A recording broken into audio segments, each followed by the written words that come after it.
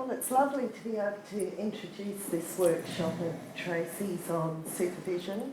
I've had the opportunity and pleasure of attending a number of Tracey's supervision workshops, and I'm a fan. So I'd like to introduce or go on to say a few further words than what was said originally this morning.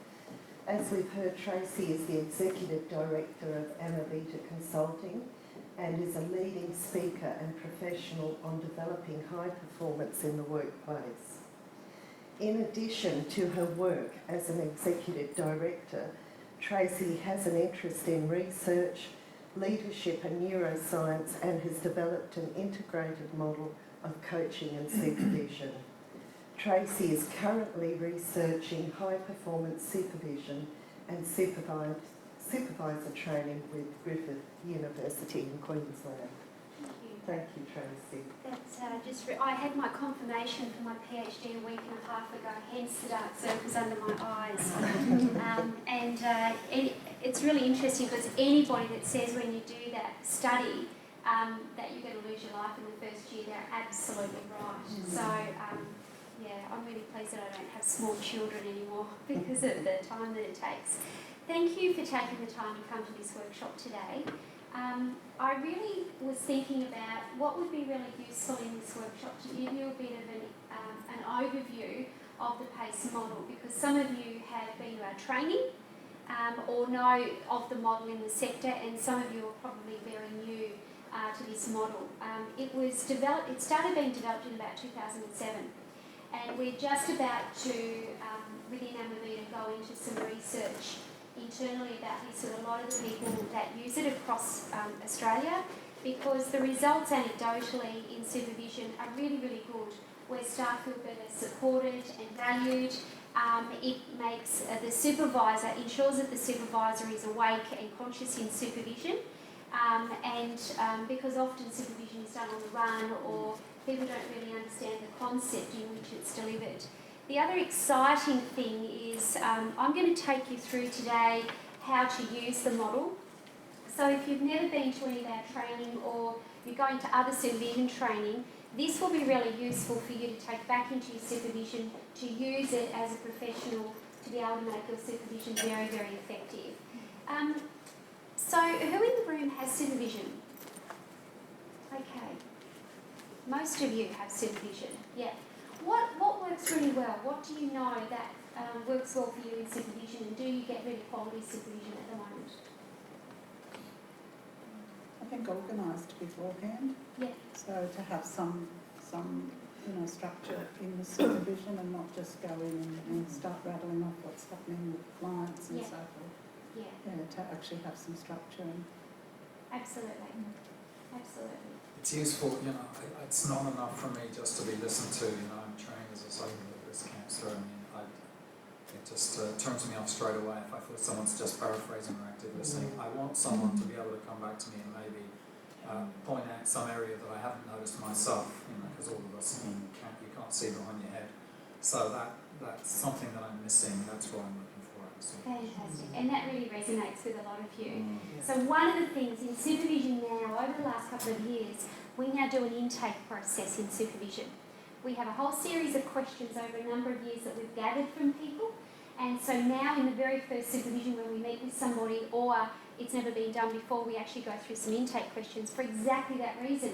Because 99.9% of the time staff will say, I really want to be challenged, I want to learn something.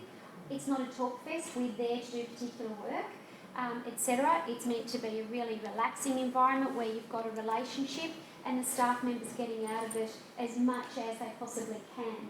So that's a really fantastic point. Other experiences of supervision? I think it needs to be a safe space. Yeah. That's really important. Yeah. Safe and open, a place where it's okay. It's okay. Yeah. To unpack stuff. Yeah. And we're external supervisors in our team, so we supervise over about 200 people globally. And I've got about 50 staff that I come down and supervise in Tasmania every 3 months, face to face, and then the other times it's over the phone or Skype, which is fantastic. But interestingly, there's lots of horror stories out there. And I think the horror stories are the ones that, you know, we kind of learn from to be able to make supervision even better. If you could think of anything in the next hour that you would like me to focus on or you would like to talk about, is there anything that comes to mind for you that you would like to make sure that I cover? Because I could rattle on about this for weeks. I think one of the things, because I've been in a leadership role and providing supervision and to actually get supervision for yourself, you know, when you're providing, you're trying to provide quality supervision to staff and your supervisor's not, you know, providing it to you and how you manage that. Yeah, that's a good one, isn't it? Yeah, absolutely. So how to get your supervisor to think about their own supervision. I think that's one of the reasons also I brought you the models today that we provide in the training, because then if you've got a supervisor that's not using a model, we would encourage you to use whatever model you want to, but to use a model, because that can make the difference between what's good supervision and quite effective supervision. So you can take these back into your workplace and talk a little bit about what you have gained from today, from your colleagues around the room, etc. Yeah, so the supervisor's not having supervision. Other things? I like to feel inspired when and motivated when I exit a supervision session. Yeah. You know, you don't walk out of there feeling like rubbish. You want to get, positive, negative feedback, anything that's constructive, but you want to walk out of there feeling like $1 million. And that's Absolutely. what, as a supervisor or a recipient, you want to be able to provide that or receive that. That's right. Absolutely. Yeah. So I'm going to talk a little bit about some of the neuroscience of supervision that we do. I'll kind of give you just a little tiny bite of that. Right. Yeah. I was just going to say, sometimes there's an awareness that I feel myself too about what model is supervised. Maybe being open about the model of supervision that's being used or employed or strategies, because I just think amongst my friends and I, we use the phrase, you feed someone a shit sandwich or something, which is, really common. That kind of say something nice at the start because we've got some difficult feedback, and then we say something nice at the end so you can go home feeling really nice. And it's that kind of thing of going, that level of cynicism around, is this discussion really open about what the process is, or are you using a strategy on me because you've got something difficult to do? So there's that kind of Yeah. the hamburger. Yeah, That's right. So I would encourage you, and if we get time, we'll show you a document that we've developed to interview your supervisor.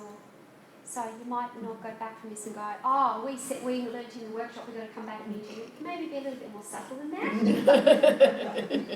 But the reason we developed that document was because often that's exactly what happens. You're not sure what's happening in the background or underneath the surface or whatever. So you want to be able to think about how you set up that relationship really, really well, because the relationship is everything, and that you're actually asking questions of your supervisor to know about feedback, about how you give feedback, because it is quite an uneven relationship, unfortunately, because of the way that the structure is. So yeah, that's a great one. I just want to clarify, are we talking about line supervision or are we talking about political supervision?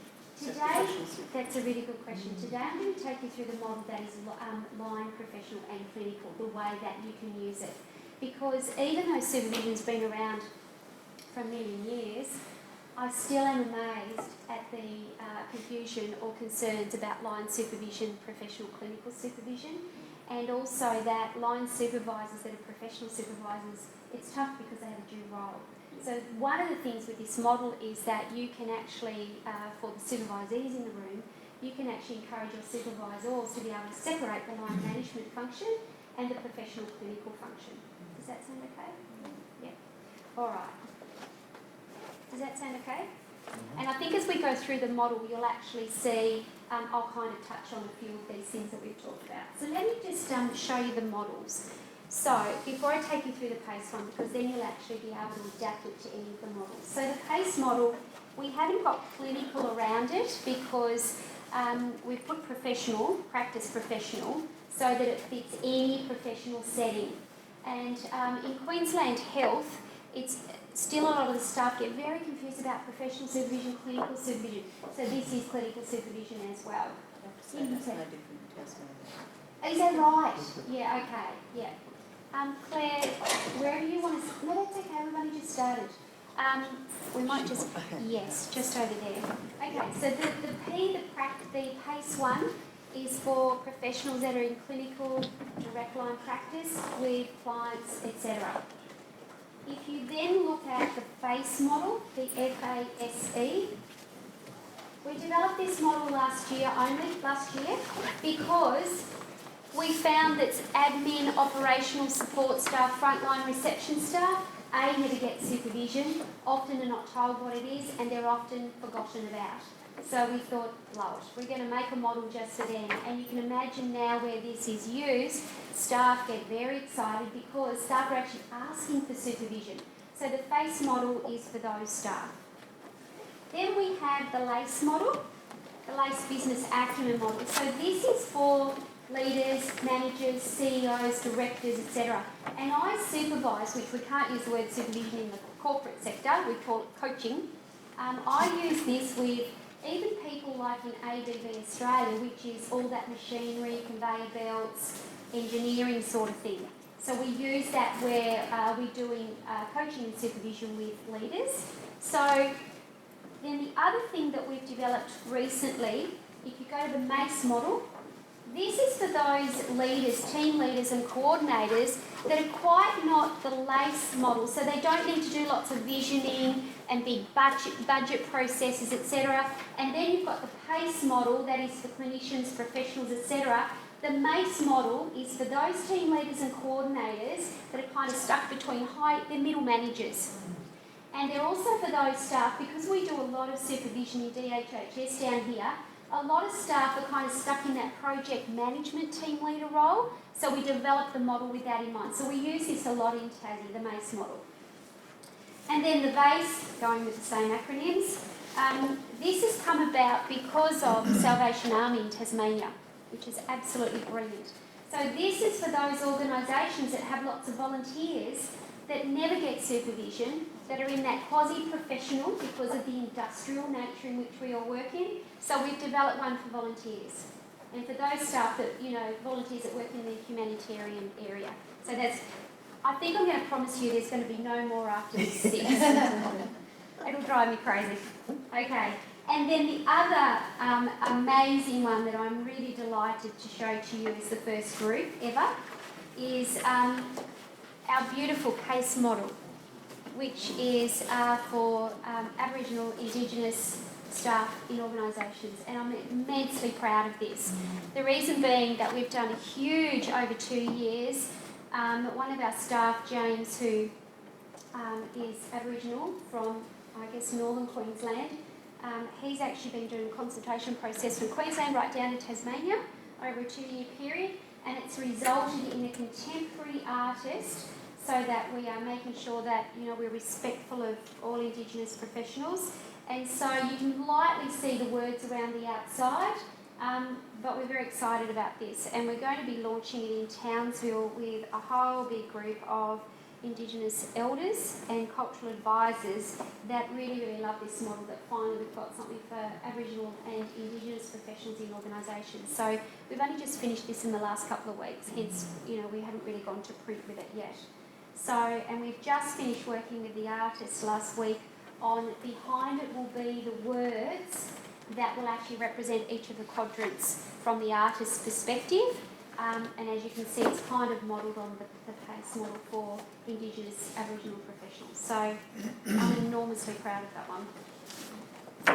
Okay, so what I'm going to do is take you through the PACE model, and then we'll kind of make sure in the time that we've got left that we cover some of the questions that you may have or talk about some of those areas.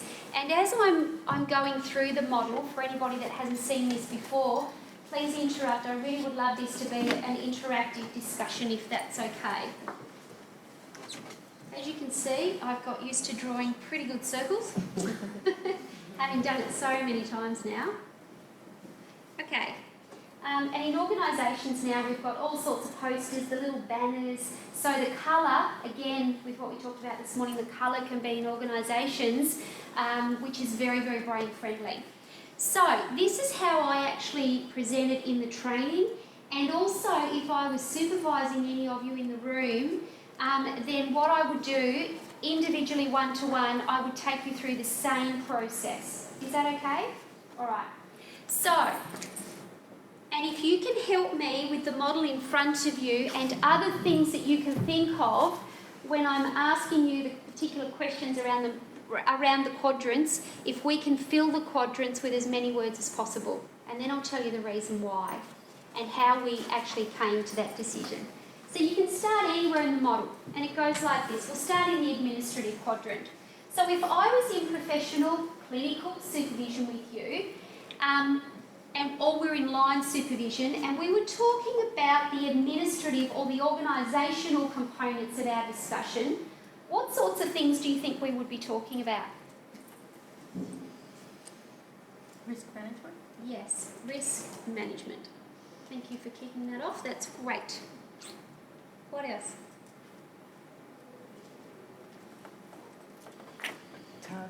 Targets, KPIs, those dreaded KPIs. Yep. Policies and procedures. Yes, all your policies and procedures, your QA, compliance. Anybody have to do audits? Yep, audits. Accreditation processes. All that sort of stuff. What else do we talk about if we're in the administrative organisational component of supervision? Your workload. Yes, your workload and your workflow. Claire, were you thinking something? Just what that lady said. Workload, workflow, yeah. So all that resource planning in your role.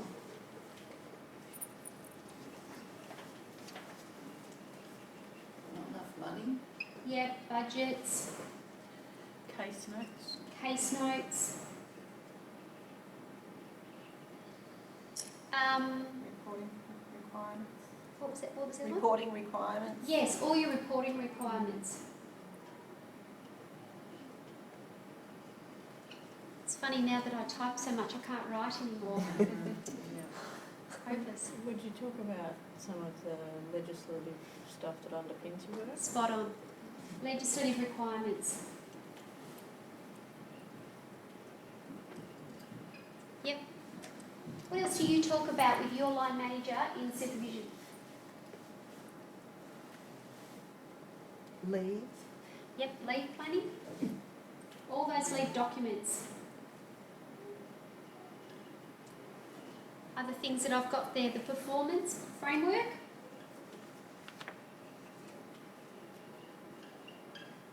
Your PD.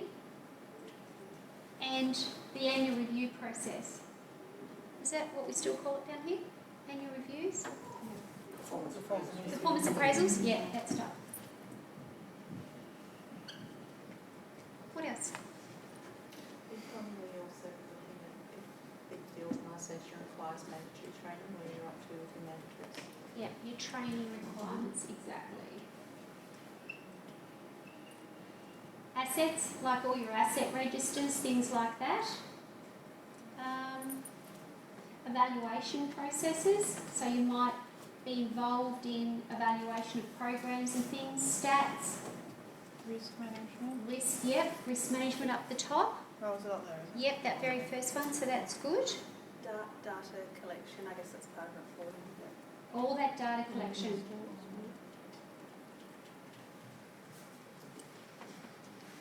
A few more. Would you talk? I mean, I guess it's probably a little bit, I don't know, consumer engagement stuff Yeah. in there, like Absolutely. like the organisational strategic plan and how you're going with that sort of stuff. Yeah. Your strat planning. Is that governance generally, or is that sort Yeah. of separate? No, I think, yeah, absolutely. In this model, it would go in there for organisational requirements, governance processes, consumer engagement, client satisfaction, or whatever language we put around it. Okay. Thank you, because drawing that circle so big, that was a lot of things to put in that quadrant. So I wrote it a bit bigger at the end. Cool. Okay. So, if we're in this part of the supervision discussion, then we are talking about administrative organisational things, and the supervisor style in that discussion is directive. What do we mean by directive? Do you think? Well, the supervisor is more controlling the flow of the conversation. Yeah. So the supervisor's controlling the flow of the conversation, maybe? Yep. What else is directive about that discussion? Black and white. Sorry? It's quite black and white. It is. It's all the not negotiables. The non-negotiables. And this is the outcome part of supervision, and it's all the task and process. So the language of the supervisor is more likely to be a little bit, it doesn't mean a negative directive, it just means they might leave timelines or deadlines. That's another one we can put up here, deadlines. Time management within the role, etc., etc. Okay, so. So would forward planning also go into that? Yes, absolutely. And in fact, what I do with staff that I supervise, in that partnership approach, I do two things. At the beginning of the year, we actually plan the whole year. We forecast to December and we work back. So I know that I'm supporting them to achieve whatever they want to talk about. It's not just rock up and talk every month like we were talking about. And the other thing is that then the agenda items happen every month as well. And in the first year of supervision, all professionals, I get them to complete 4 things. One is to use the model really, really well. So I'm not driving the process because I want them to come and get out of it what they need. The second thing is they complete their practice framework. The third thing is they complete a reflective practice framework, so we know how to reflect really well. Why? Because most of our reflection now is out of the left side of our brain, and it's mostly task and process. There's very little room now for lots of innovation and creativity and stuff. And then the other framework we get staff to do is an ethical decision-making framework. So how people actually make decisions as professionals. Because we live so fast-paced these days, it's very difficult in supervision. That's the place to kind of step back for an hour and a half to reflect. What was the second one you said? The practice framework. So the first one is the model, how to use the model really well. Yeah. Second one is a professional practice framework. The third one is a reflective, how to reflect really well. Yeah. And the fourth one is how to make ethical decisions. And what we've done is develop documents around those, and again they're colourful, etc. So staff can take them with them to be learning how to use them in their work consciously. Because often we're doing stuff so intuitively these days because we're so busy. Okay? Why do you think I got us to write all those words in that quadrant?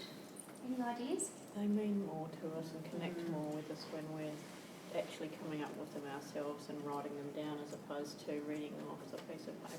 Exactly. And the other thing is that all these words, what I often find in supervision when we observe supervisors, they run out of discussion in 40 minutes. It's often task and process. How'd you go with that client? Did you get them there on time? Have you finished your case notes, etc.? And this is all the line management stuff. So every single word in here acts as the agenda setting process. So what we found was in the beginning when we had the model and we had them blank, staff would still come to supervision unsure of what to talk about.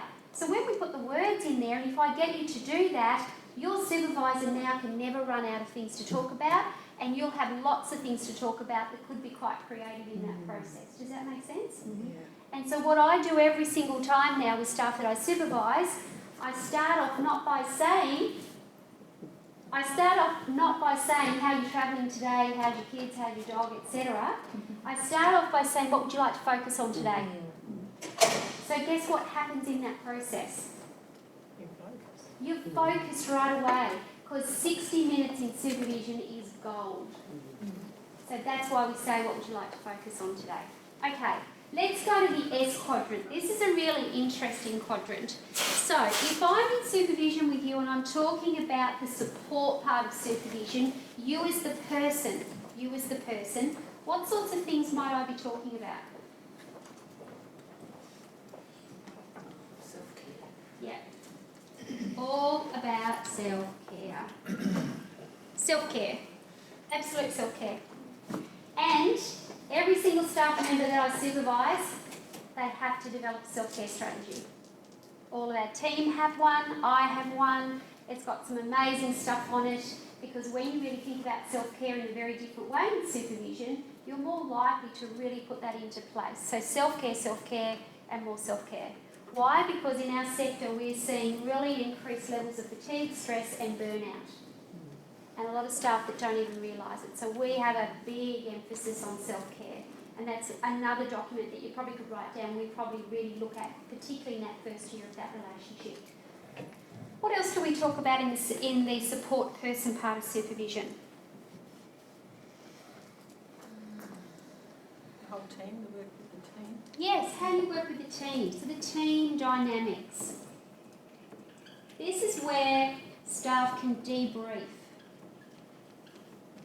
This is the stuff where, David, you were talking about earlier, in terms of that debriefing. You don't just want to go to supervision and just be paraphrased and reframed and empathised, etc. You actually want to get more out of it than that.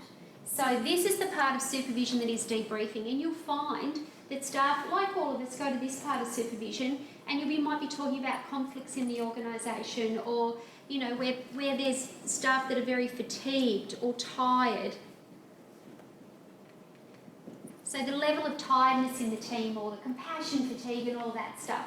And of course we know supervision is not a gossip fest, so it's not coming to be negative about other people, but it is a debrief process. So the supervisor needs to be quite skilled at that, to be able to manage that space, okay? It's all around the personal versus the professional. Okay. We've changed our mind about this space over the last 12 months dramatically. Why? Because when we're in organisations where they have Indigenous, Aboriginal, I'm saying Indigenous, Aboriginal because in Queensland it's the correct language is Indigenous, and Torres Strait Islander professionals, they come into the supervision space as themselves. I've got that correct, haven't I? They come into supervision as community, culture, connection to land and sea. And in all of our organisations, we have documents that are Western. So what we're doing at Amovita, a lot of our documents, we're actually working with our Indigenous colleagues, and we're changing the language. So we've changed the language of the professional practice framework, and we've changed the language of the self-care strategy. How exciting is that? And the next thing we want to do is get organisations to really think about their policies and how they're written to be able to be really and truly culturally appropriate. So I yes, just say you will be probably writing another one of these, and it'll be for multicultural. we will. Actually, that's true. Yeah. That's very true. Yeah. But we need to start the consultation process. Yeah. That's a very good point. So thank you for picking me up on that. And so in terms of self-care, in Australian culture, we go to supervision. What are we not usually allowed to talk about? Ourselves. Because if we do, we're crossing a boundary, or we're not seen to be quite professional. So now what we do in supervision is we've really got a mix of the two, and we encourage staff to bring themselves to supervision as the person, and to talk about and debrief, as long as it's not counselling, of course, because we actually need to match up the cultural aspect and our other aspect of supervision. So that's something that's really exciting for us as well. So the personal is the professional, and the professional is the personal at times. Okay, work-life balance, which I'm not very good at. Work-life balance. What else do you talk about as the person in supervision? Do you want to talk about? Sorry. No, you go. When your own personal values might be in conflict with the organisational values? Absolutely. And if you can at least write that one down, because it's not in this one, values and beliefs. Yeah, it's in there. Is it in there? Yeah. Yeah. Towards the under encouragement, third from the bottom. Oh, thank you. Yes, that's great. Yep. Health and... Sorry, what were you going to say? I'm not sure if this would come out under sort of a general HR or other banner, but more sort of personal goals or aspirations, a kind of a personal pathway or... Yeah.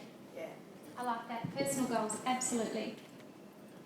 We do a lot of career planning and focus setting, not goals, focus setting in the E part of supervision, but absolutely will come out in the S part. Other things are health and well-being. We have a big focus on health and well-being as part of supervision. We move a lot of staff out of organisations. We have a lot of organisations that will ring us and ask us to move staff out of organisations. Depending on what's going on, if it, it's kind of gone too far. And I was talking to somebody yesterday saying that often in organisations, performance issues can be mistaken for health and wellbeing challenges. They're often mistaken for that. So if we actually work with a staff member and really assess, look, just get out of there, then we will ask the organisation to give us 5 meetings with that staff member to transition it. Because guess what will happen by the end of that 5th meeting? They're a lot healthier than ending just like that, and it's really negative. Yeah. Okay. What else do we talk about in the support part? Impacts. So, I mean, you're talking about beliefs and values, but say the cultural, the political climate in which you work, how that impacts on you personally. Yes. And for me, I've always tried to separate that because of just needing to. But it's interesting to see that there is opportunity where that can be brought in here. Absolutely. Because for me, I'll hold back on some of those personal impacts because they're so personal. Yep. But you can't separate that sometimes. You can't. I totally agree. And I think we've always been very particular about boundaries, and I think absolutely. But there are going to be personal things that are happening in your own life that are going to be impacting on you at work for all of us. A couple of years ago, we had a huge family incident, and my role was to kind of be the lead to actually project manage that. And so that had a huge impact on me in the workplace about how I was operating, how I was thinking, etc. If I didn't have quality supervision and be able to go and say, guess what, this is really impacting on me, and this is how I need support around it, I would never do that in an organisation when I was in an organisation, ever. But going to an external supervisor, I see her every 3 weeks for about 2.5, 3 hours. And so I'm able to process that stuff from a work perspective in that process. Because when we all have critical incidents in our life, it impacts our health, the way that we think, the way that we make decisions, the level of stress hormones that stays in our body, etc., etc. So self-care, health and well-being, and exactly as you're talking about, the personal impacts has to be dealt with somewhere in your work, because you're at work a lot of your life. So the support part, I cannot overdo. It's really, really important. Especially when you're working in the community that you live in.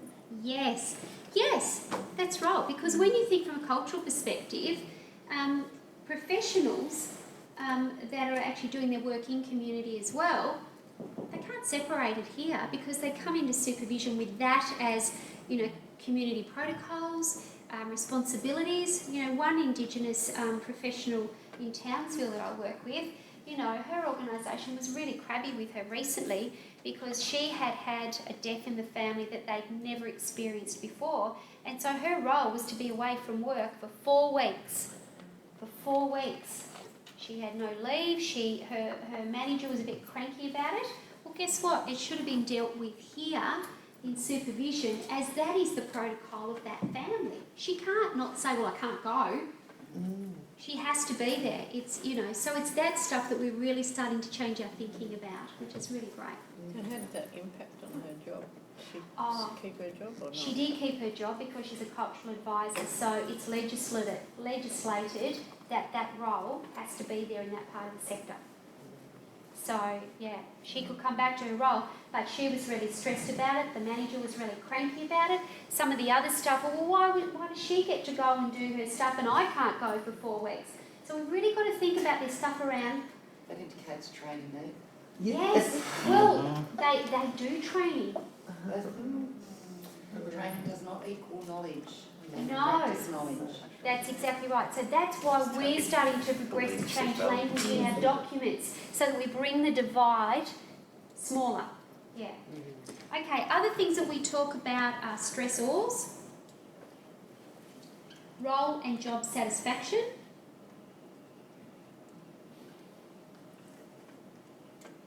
workplace relationships, or just relationships generally. Anything else you can think of? One, vicarious trauma. Thank you. I do a lot of work in supervision around vicarious markers. You know why? Because we often hear people say, no, I don't get vicarious trauma. You know, I'm pretty good at separating the day. Your body and brain actually doesn't work like that. So we do a lot of stuff in that, a lot of stuff. Because when people are in that space, they don't see what the impact is. But then 12 months down the track, they see what the impact is. So yeah, that's really important. Thank you. And just to finish off this quadrant, things like resilience, vulnerabilities, validation, encouragement, and the big one, refueling. The role of the supervisor is to refuel, exactly what we were talking about before. You want to go out of supervision most of the time feeling better than when you went in. Or if you've got a supervisor that does a lot of reality checking and gentle challenging, positive challenging, you want to go out feeling reinvigorated that you want to change something. So refueling is really crucial. So, from that brain perspective, we were talking about the neuroscience of supervision. Often we have supervisors that are quite tired, fatigued, burnt out, busy, and not even in space. So we want to be able to remind our supervisors to drink water, because water hydrates your prefrontal cortex, which makes you think clearer. You want to make sure that they're looking after themselves, or really think about what are the, thank you so much. Cup of tea's not going to get it, is it? And that they're actually really looking after themselves generally, because that so that you get the best out of that process. You get the very best out of that process. All right, so if we're in the support person part of supervision, our style as a supervisor in the discussion is facilitative. What do you think that means? We're helping the worker unlock stuff, externalise stuff. Externalise, well done Claire. What else? Unlock? Facilitate new learning. Exactly. Because often in this part, the professional, as we know, we can work it out ourselves. We just need somebody to kind of unravel and take us on a pathway. So the great part about this part in the supervision discussion as a supervisor, you need to be able to listen. You need to be able to do some of those therapeutic counselling skills, because remember, it's not counselling. But using those skills will often help the staff member to unlock and externalise and hear themselves say things out loud. Okay? Any questions about that quadrant? All right, let's move on to the E. The educative professional development part is all around the supervisor being able to skill up, grow, develop the supervisee over time. So that means as a supervisor, supervisors need to be continually learning, growing, developing, having their own supervision themselves. And so, often the staff that I supervise, I can remember Sam, she went one time to a Michael Carroll supervision training for 2 or 3 days, and she came back and she said to me, well, I've been to that training, and I said, yes, I'm really jealous of you. At some point I'll get to that training. And she goes, it's sucked in. I said, oh no. She said, yeah, I bought the book. So guess what I had to do? Read the book. Buy the book and read it. So we had this wonderful competition where I would try and stay a chapter ahead of her and mark it and have all these questions, and we did that off and on in supervision over a year. It was fantastic. So you want your supervisor to be invigorated and learning and developing, so they're bringing new stuff to you all the time. And that's one of the reasons a couple of years ago I packed myself off and did a neuroscience leadership qualification, because that then led me on this whole other journey that actually now comes into supervision really, really well. Okay, so this part of our discussion is all around professional excellence. So if you're in supervision talking about professional development, growth, etc., what other things would you be talking about? Valuable training. Yes, training, absolutely. Any other professional development? Things like going to conferences and taking that information back, talking about it, and integrating it or putting it back into your work.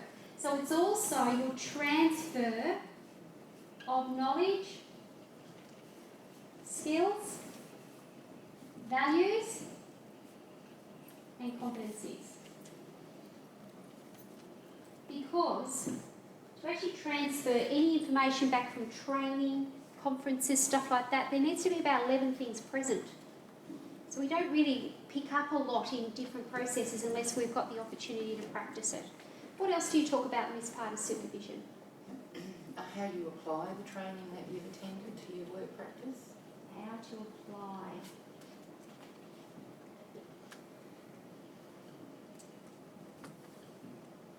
Thank you. Other things? Would this be the section where you're actually role-playing out something that you want to trial? Yes, absolutely. Lots of skills development in supervision. Often, and we try not to say the word role play because people go into anaphylactic shock. Skills development. So if you see that word up here, you actually know what it means. And with the staff that I supervise, often they surprise me once a year and they say, right, what would you like to focus on in supervision? Okay, you get your free hit, which is really great.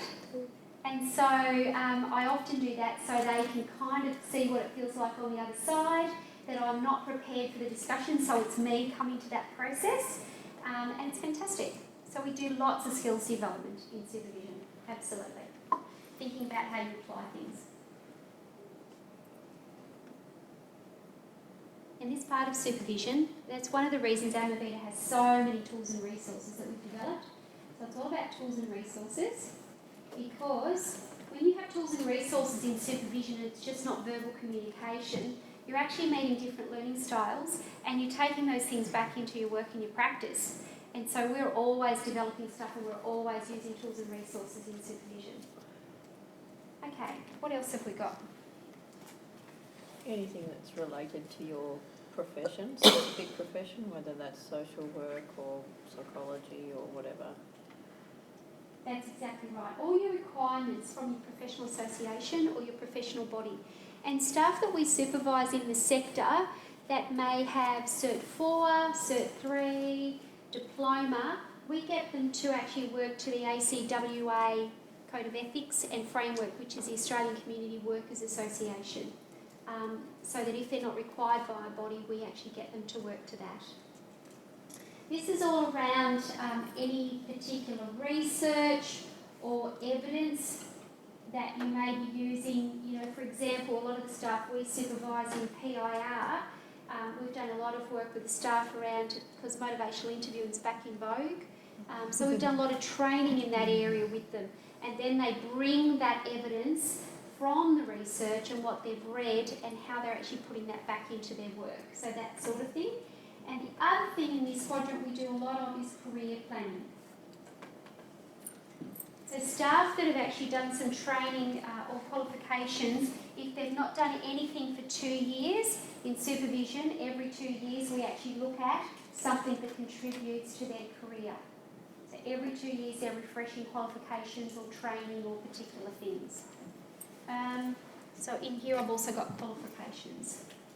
All right, we'll move on. In this part of supervision, my style will be developmental for obvious reasons that I've talked about. The final quadrant is the P, which is all around practice, clinical work, and it's the professional in their role. And the supervisor style is reflective. And what we do in the training, there's a brilliant article by Michael Carroll that's called The 6 Levels of Reflection. So if anybody wants it, please email me and I'll email it to you. It's a really, really great article, and we usually give it to everybody that comes to our training or anybody that we supervise right in the beginning, because it's really good. It's an article that talks about your beliefs and values and how they then intersect with reflection. So, what do we talk about in supervision as the professional? Any ideas? Practice framework. Absolutely. Your PPF, your professional practice framework. Now, just for 10 seconds, I'll tell you the components of your PPF that we do training on. I won't write it up there, I'll just tell you what it is. The first component of your professional practice framework is your professional/practice skills. That's the first heading. Professional/practice skills. The second heading is knowledge, professional knowledge. The third one is anything research or your evidence base or the theories your organisation might get you to use, i.e. strengths-based practice. It's the easiest one. That's the catch-all for everything, isn't it? The next one is beliefs and values.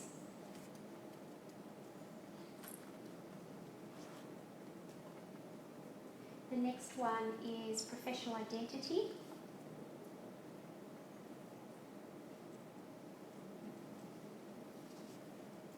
The next one is the organisation environment. What was that one? Organisation. Organisation environment, yeah. So what, you can put a separate area for culture if you like, and you could also put a separate area for relationships. I've just got 6 because everything can kind of fit underneath that as well, or under those headings as a professional.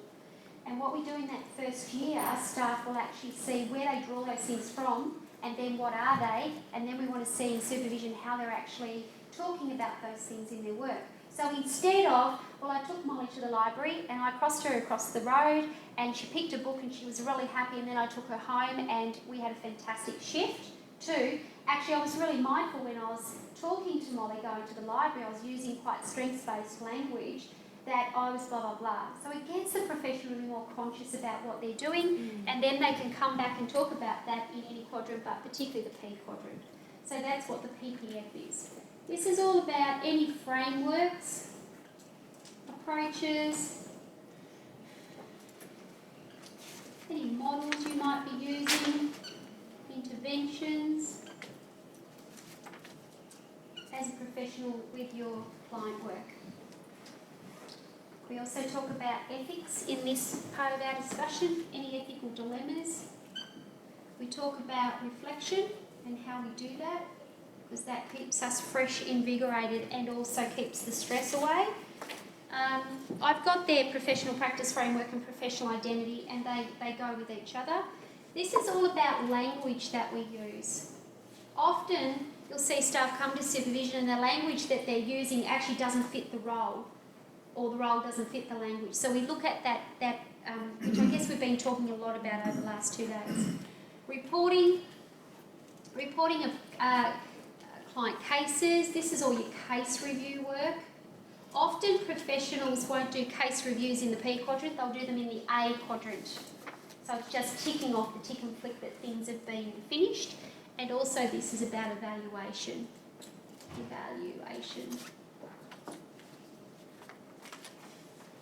Can you think of anything else that you talk about in the P quadrant in supervision?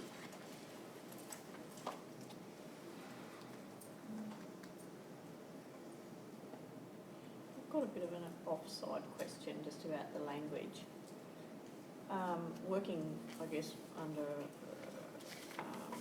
a recovery framework. Yeah. I don't know if it's my personal values or ethics that I feel that I don't want to succumb to when I'm interacting with people in the clinical medical model, to use that language. And, you know, I find that because of the not using their language, then I get treated as if I don't have the knowledge or experience, and so I don't have the respect. So I'm at odds as to whether to, you know, fit in with their language or use what I think is more appropriate, I suppose. That's a really great question and statement, isn't it? What do other professionals around the room think about that? Because I think sometimes you'll find that the professional is using professional language to hide their own emotions and anxiety about that supervision session. Yeah. What I find I find actually, and I'm not necessarily talking about supervision, but just your interactions in the workplace when you're working with other organisations, that it's it creates a power imbalance. Like they feel empowered by using that clinical jargon, and then we feel under. And it's a traditional, that traditional clash, isn't it, in mental health, between perhaps that feeling anyway, between clinical and community, where there's a slight tension between the cultures and the language of those.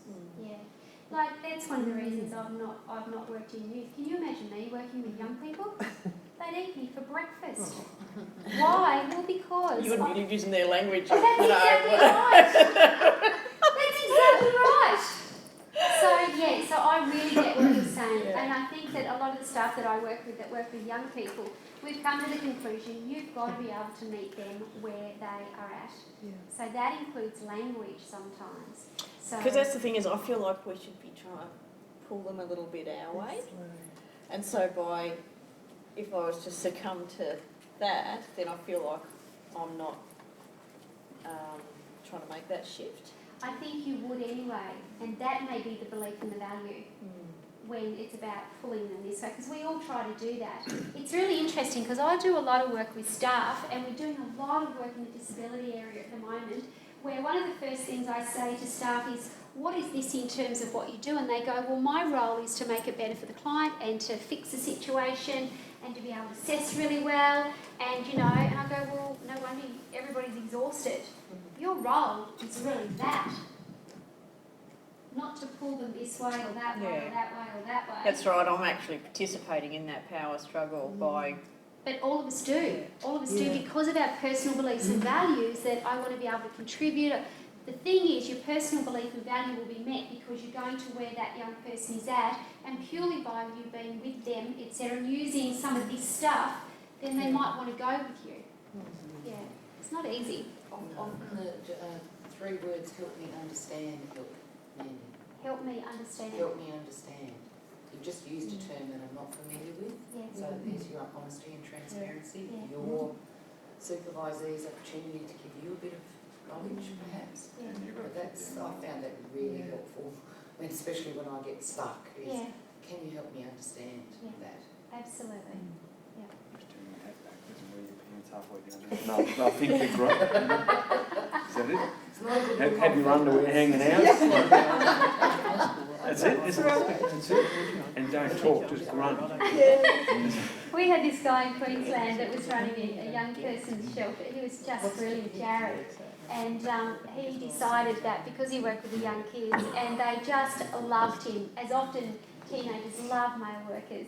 So he went and got himself all tatted up because of the kids. Stick on ones or real ones? No, real ones. Yeah. And I tell you what, he got even better outcomes. Brilliant guy, absolutely brilliant. And so last year, that organisation had been in the sector for about 30 years, and government took their funding off them, so they had to close down. So what do you do with the tattoos? Well, he's got the tattoos up, and he's moved to Melbourne, which is really sad for Queensland because he's just brilliant. Yeah. Okay, so this part of the discussion is reflective. Okay, so with any of the agenda items, as you can see, there's lots of things to talk about in supervision. You can talk about anything from any perspective. The only thing that's going to change is your language or your approach. So say, for example, you're talking about governance or deadlines or time management, and you want to talk about those topics from an S perspective, then you'll just change your language and the focus of the discussion. What we're saying is that traditionally those things fit in those 4 quadrants, but you can rotate the discussion wherever you want it to go. Okay? So that's really the PACE model.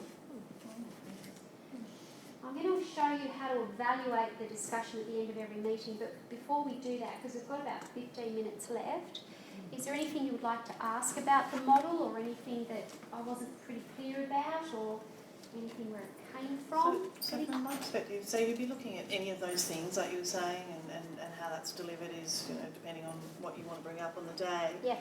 But of course, I would imagine that after that you'd be looking at and considering, what goals and things you would like to achieve as well. I suppose that's part of it. It's in there. It kind of underpins everything you Yeah, do. so you could sort of leave that session, you know, with a bit of an understanding of, you know, maybe what training might be coming up or what sort of things that you'll be working on.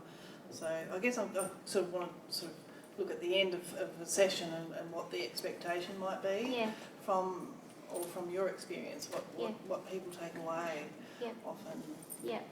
Absolutely. So if we're talking about training per se, I'm always thinking about opportunities for the staff member or where I can support them to grow and develop through a whole range of things. So you'll find that there might be standard agenda items. I would say within a 60-minute period, you only probably want 2 or 3 things on the agenda to be able to drill down. If you've got task and process stuff, well, they're just tick and flick on that. Okay, meeting deadlines, making sure case notes are done, etc., etc. It's really up to the supervisee for the professional to come to those meetings and be really clear on what they want to talk about. And when staff come to supervision with me or any of the team, if they've got, oh, no, I don't really have anything today, I've always got something to talk about. For those in the room who know me, don't I? I've always got something to pull out of my sleeve, or something as a development tool, or something I've read, or whatever. So there's never any not useful discussion. Just historically, I've always had, not always, but, you know, on occasions there's been, you know, you walk out and you just think, oh, that was a waste of time. And I'm sure a lot of people have felt that way historically, or just not even getting any supervision, or just feeling just completely lost with what kind of direction they're going, or, you know, spending 18 months and not getting any training, and just really, there's some pretty awful things happening in the sector, I guess, you know, and I speak not only for myself. Well, 3/4 of your supervision session is spent with them dumping on you. That's another common one. And it's always the first thing that falls off a busy manager's or team leader's desk.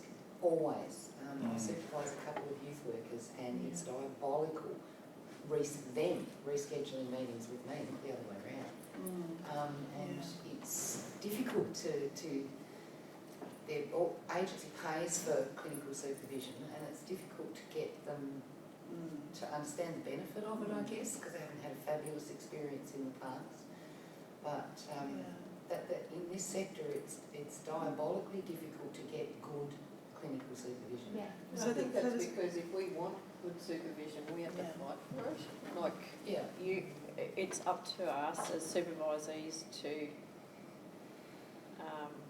to drive it. And you know what I mean? And it's if you're not getting your needs met, then you need to address it. And it feels sort of a little bit uncomfortable that a lot of organisations sort of say that it's a requirement of your job to have supervision or this and that, but the thing is they don't fight for you. They don't, if you're not getting it, they're not going to actively advocate to ensure you get it. And it's like, well, sometimes you wish they would. Because, I mean, this framework is absolutely brilliant and I can see it being incredibly effective. And I'm sure it is because it's used regularly. But there's a big C word missing, and that is commitment from organisations. And that doesn't happen enough.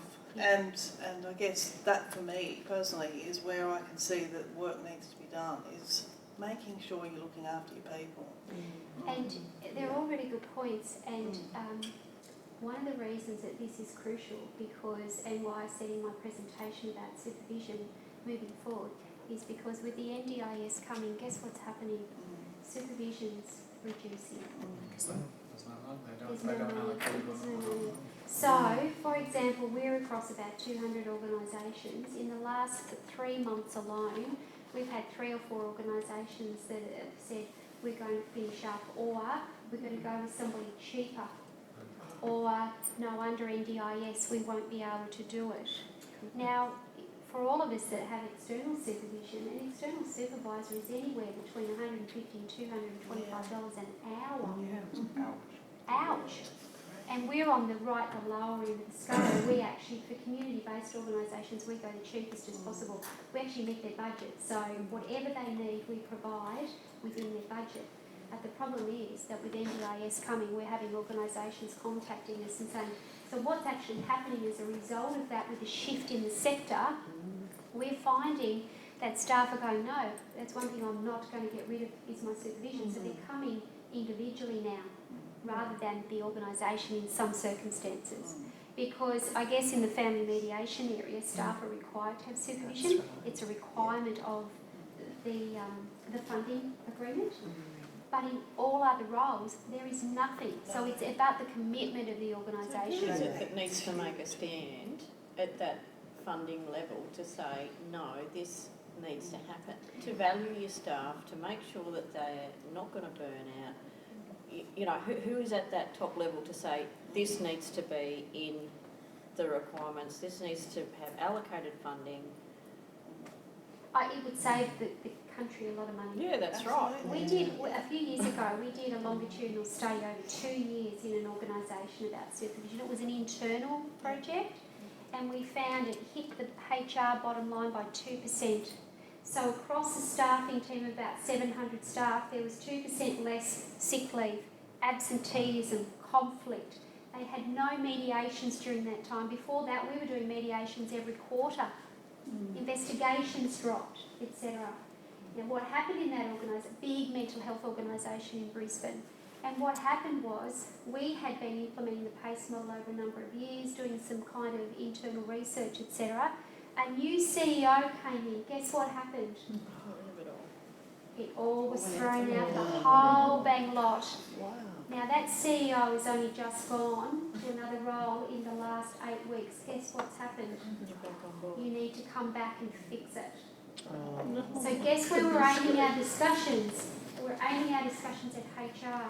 Because HR is where we can't be talking about supervision and this word as warm and fluffy anymore. We have to talk about it. It's going to reduce stress, it's going to reduce burnout, it's going to reduce fatigue. It's essential. It's essential. It's going to reduce tiredness because of the nature in which supervision fits, because it's relational. It also needs to be in the frameworks that are happening Yeah. in Tasmania. Yeah.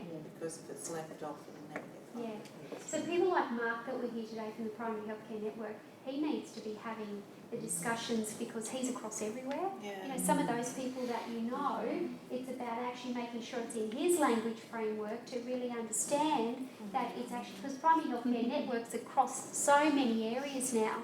And the other thing is our language framework, how we explain what it is. It's not a social work term, it's not a psychology term, it's a human services term that's for all of us. Yeah. I think the other thing why it's also got a bad rap is it just is a discussion and people don't see anything comes out of it. They So- see it as, well, this is time that you could be spending doing Work. your actual job, you know. Yeah.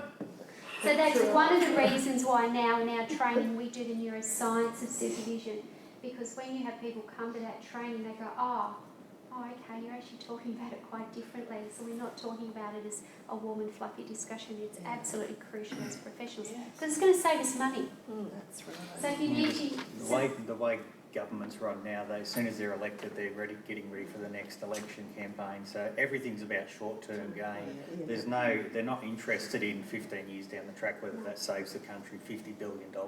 They're only concerned about the next 3 years. And so all community sector organisations they only become focused on 3-year spaces as well, or 1 year depending on the programs that they have. So. That's the systemic issue that we face. It's a systemic issue, isn't it? So they don't care if their workers are burnt out or because they're only looking at the 3-year turnover. And there's always someone else to And take it's up. never, That's the ugly- sustainable. the ugly You know, truth of that's the thing is they need to look at sustainable change. There's always somebody looking for a That's job. why we've got a 2-year lifespan, isn't And I think it? Mental health workers. That's right. And at the moment I'm actually working with a lot of staff in child protection and mental health to move out of there and have a break, because exactly that, it is a life cycle and that cumulative stress creeps up and you don't realise often. So it is about the peaks, you know, bringing back this thing called supervision that has to be for our longevity in the sector, because the work we do is crucial, absolutely crucial. I think that there's a whole culture of thinking around just acceptance that it isn't there, and this is what's scary, is that people become so accustomed to not having it that you know it's, you know, their stress levels creep up. Yeah. But when you're in an organisation that does provide it really effectively, then you actually see the wellbeing benefits. Oh, But absolutely. we're not barking loud enough. We need to bark louder. That's true. You know, it's Right, I think anyway. that some I'm quite of us- passionate about it because I've just seen so many people destroyed over the years because of getting lack of supervision Yeah. and support. Well, I think what I've seen is that even within, mental health organisations where I've worked for the last 11 years, that some people think they're giving supervision, but it's actually administration line management. That's They right. call that supervision, Yeah. and it's not. It's not. No, it doesn't meet all your needs. It can't meet It your meets needs. the 'cause it's- organisational needs. Yeah. But it's Yeah. not meeting Not your your needs. Well, and interesting, when you do a lot of reading like this, like I have in the last year for my confirmation, it's really interesting that across the globe it talks about effective supervision is all about the relationship. Well, guess what? That's not about the relationship. No. This No. and this is about the relationship. The admin stuff is about the requirements of the role. So the great thing about this model is that you can separate that discussion and you can actually have the other discussion separate if you want to. Or you can ask the supervisor, you're my line manager and you're my professional supervisor. Can we actually separate the line management discussion and the other three quadrants?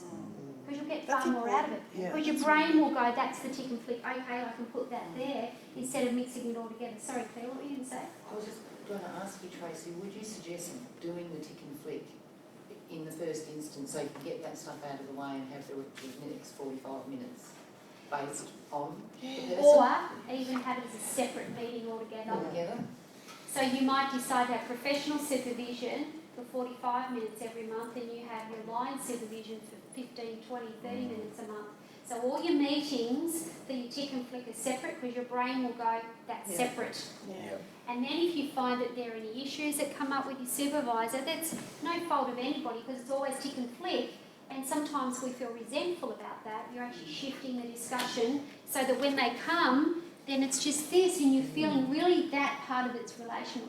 Because what happens is that 90% of supervisors in the UK and Australia cycle here in the A because they actually don't know how to get out of that quadrant. Why? Because most supervisors have never had training. And I guess my PhD is saying, well, I actually believe that all supervisors should be trained before they even touch a person. And so some organisations now that work with us don't let supervisors supervise until they've been to our at least 2-day training. Fair enough. And interestingly, we ran an advanced training course earlier in the year, and all these organisations sent all their staff to do advanced supervision training that they've never supervised before, because supervision is so easy. So it's a really interesting concept, isn't it? Yeah. Consistency is key with all this stuff too. I find that early on, I was barely getting supervision, line supervision or professional supervision. So when I did eventually get contact with my line manager, it was just, and it was all of that, all just jumbled together. And so there was just, you could see she's frantically writing. And I'm sure she'd get back to the office and go, I don't know what to do with all this information. And so it would be a long time again before I'd see her, and then it'd be the same again. Yeah, so it's really, that's it, it's a vomit bomb, and it just, yeah, but it needs to be a consistent thing, not just about what you're saying, but that it's on a consistent basis, so there's not a ton of stuff for you to actually, and I think for me, with the professional stuff, I appreciate the fact that I can go in as a person, and that my clinical supervisor will say, what are we discussing today? And I find really important for me, because I have had a lot of personal issues going on at the moment, that I've been able to discuss those issues with her and make sure that I separate the two, to make sure I don't start taking that emotion and carrying it into the professional role, which then means anything that hits you is, exacerbated kind of thing. So Absolutely. And then also it lets me to clear any of those other admin issues and get those right in my head. So when I do have line supervision, zoom, I can actually focus. Well done. That's great. Let me show you just a couple of forms before we finish. This is the form that I was talking about. It's called Interviewing the Supervisor. Okay, don't rush back in with any of this stuff. Just tell them you sent us. You can imagine that happens a lot, and so it's probably not the best way to advocate for supervision. I've probably got a few bounties on my head by now when that's happened. It's difficult to see, I'm not sure how to focus that. I'll just tell you what the questions are. So when staff come into supervision with us for the very first time, we actually give them these questions and ask them to ask us as supervisors in our team. If they don't, because often I'll say, so Claire, is there anything you want to know about me or my background or training in supervision? And she'll go, no, I trust you, which is very often the way in our sector. And so I will say, would you mind if I just tell you a little bit about my supervisory experience so you can be confident that you know what I'm doing? And she will inevitably say yes. So it is, what has been your experience, shouldn't be a D, experience in providing professional supervision? How long have you been a supervisor? Kind of what context organisations? What is your framework, approach and model provided in supervision? Now staff are not going to ask you that, but you might say, and I hear this a lot, that the model of supervision is strengths-based, developmental, reflective. They're kind of not really models. We kind of get mixed up in our sector what a model is and what a framework is. That's a model. You can use it, you can touch it, you get results from it, you can evaluate it, okay? A framework is more like the PPF with headings and you follow a process, okay? Or you can mix headings around. What qualifications do you hold? So I would tell Claire, why am I qualified to be a supervisor? Because of the role that it is. Where have I worked? Have I had training? What sorts of things might have been covered in the training? Things like, what do we see as our role? How do we evaluate supervision? And what is my passion for supervision? Why on earth would I want to be a supervisor? Okay? And then just to show you in the intake, the questions that we ask in intake are things like, so again I might say to Claire when I meet with her for the first time, so what have been your previous experiences of supervision, line supervision, professional supervision, clinical supervision? If you have expectations of me as an effective supervisor, what are they? And inevitably staff will try to go very gentle on you. So what else do you expect from me? And they'll say trust, transparency, honesty, but to be challenged is a really good one, those sorts of things. What's your learning style so we can tailor supervision to get the best from it? We do a bit of goal setting, but we do ours like, it's now December 2017, what do you think you've achieved in that time period instead of what are your goals? Because the brain doesn't think goals, it thinks future focus, work back, that sort of thing. How do you define supervision? What do you think the purpose is? What's the benefits? What do you see as the qualities and attributes of an effective supervisor? What do you think is your role? What do you think is my role? And the other question is there anything in supervision, I usually say, that's off the table for you? And staff will say no. And I say, fantastic, because guess what? I'm going to talk about your professional beliefs and values and your personal beliefs and values and impacts and influences and consequences. And they go, fantastic. So I will ask how their kids are. I will ask how their dog is. Just that surface relationship stuff. And I've got staff that I've supervised now for 7 or 8 years, and I tell them every year, please go and see somebody else. But you know what? They love the fact that you have a history with them. You see people through the ups and downs, you see people that have kids or kids leave home, so you have that really great relational space. So yeah. All right, well thank you everybody. Hopefully that gave you 5 minutes of what the model is, and use it to your heart's content, but probably don't shock the supervisor when you go back. All right? Look forward to that. Thank you.